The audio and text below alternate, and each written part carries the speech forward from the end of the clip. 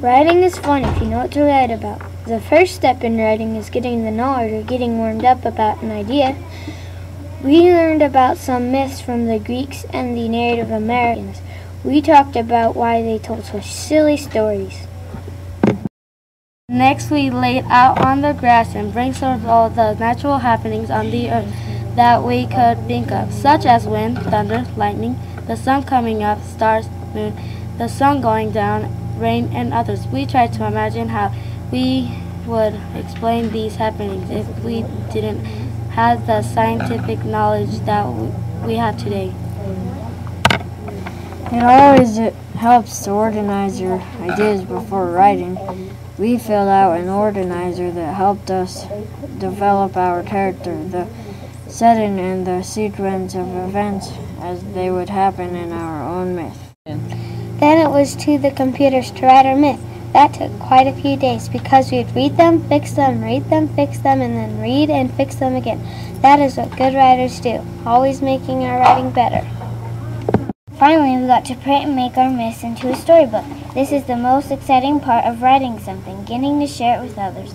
Parents, be interested in your child's writing. After all, what fun is it to write if no one ever reads it or listens to it, unless, of course, it is their personal diary. 5 students from our class have been chosen to share their myths tonight. Although they are all very good, they are in the library for everyone to enjoy. How do rainbows happen? How do rainbows happen? A long time ago, a girl with blonde, short, straight hair lived in a hollow tree, surrounded by a field of flowers. Her name was Chloe, and she often wore her hair in a ponytail. One day it was raining. She loved the rain, and so she left her hollow tree home to go dance in the rain. She twirled, leaped, and skipped through the field of flowers. She laid in the green grass with her mouth open, catching the raindrops with her tongue. Then she got different colors of flowers. She grabbed red, purple, blue, orange, yellow flowers, and some green leaves. She started to dance with the flowers and threw them up in the sky. The flowers combined with the rain into a beautiful arc of colors. Chloe looked up at the sky and saw the arc of colors, and she was surprised. She didn't know what to call it. She said it rained and the arc is a boat, and so she called it a rainbow, and that is how a rainbow happened. How Lightning Happens, written and illustrated by Seth. A long time ago, there once lived 2 leprechauns who looked like lame leprechauns, but they are nice and were shorter than usual leprechauns. They live alone in the deep, dark woods. They loved lightning. Every time it rained, they would always go to their pot of gold. When the rain stopped and the rainbow came out, they would then set out for their pot of gold. When they found their pot of gold, they then grabbed all the gold and waited until the rain came back. Then when the rain came back, they would throw the gold in the air. The clashing of the gold coins together would cause the lightning. They throw all the gold that is in the pot. When lightning is flashing everywhere above, they would then lay down and enjoy the show. That is how lightning always happens in this world. The end. How a tornado happens. A long time ago, there were 7 kids that wanted to go to an amusement park. Their names were Jeff, Jacob, Ben, Brett, Olivia, and Lily. Ben and Brett were twins, and they lived on the same block. They lived by the biggest amusement park they had ever seen. It was surrounded by beautiful flowers and had a switch to every ride. They could not wait until the grand opening was announced. Then they would be the first ones there. The next day, the grand opening was announced to be the next day. They camped out all night and decided to go on a merry-go-round. It was red and blue, and those were in their top 5 favorite colors. The merry-go-round started spinning slow and then faster and faster and faster, and started lifting in some kind of a windstorm like a tornado. Then they went higher and higher, clear up to Saturn, where they met tons of little blue aliens that have pretty blue houses and nice things inside of them.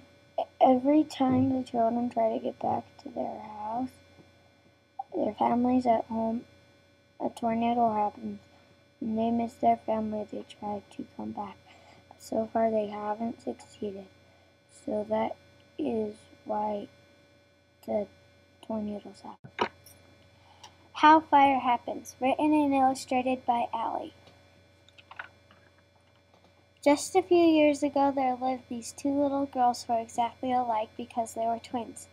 Neither one of them were very tall, and they both had dirty blonde hair and an A-line cut. They both wore shorts and a t-shirt. On this special day, it happened to be their birthday.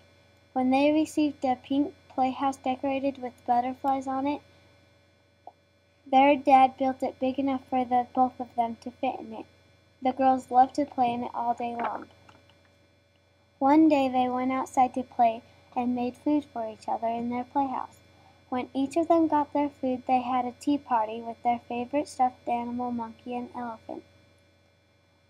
All of a sudden, they started seeing red dots on their body. Right away, they remembered that they ate jello that they were allergic to. After seeing all that food, they started to itch their chicken pox really bad. They didn't notice them falling off on their playhouse, so they went inside to eat, and their mom didn't notice that the chicken pox were gone either. Then they went upstairs to take a nap. The girls said, "Where's your chicken pox?" They said, "I don't know. The chicken pox are just tingling around." Then they went downstairs and boom, the chicken pox burst into flames. Their mom looks out the window and says, "What happened to the playhouse?" The kids say, "We were kind of scared to tell you that we got the chicken pox this morning and still went out to play in the playhouse. But while we were in the playhouse, we started to itch them really bad that they started to come off and burst into flames. Mom, are you going to call the fire department or what?" The mom just says, "The fire will be good for cooking our dinner and keeping us warm while eating," and that's how fire happens. A long, long time ago, in the mountains, there was a brown, short, spiky-haired guy named Zach. He lived in a cabin and liked his job being a lumberjack. One day, Zach was doing his job cutting trees. He cut about 21 trees. His job was done for the day, so he went back home. The next day, he was going to do his job, but he forgot his axe. So he ran back home and got his axe and ran back. He ran so fast he did not even notice a rock in his way. He tripped on it so hard that he threw his axe in the air. When it came back, it hit the earth so hard that it made a crack in the earth. It was called an earthquake. And every time he trips and falls, an earthquake is made. Writing can be so much fun. It isn't just for school and it isn't just for kids. Mom and Dad, you have ideas too. Ideas are everywhere. Have fun writing.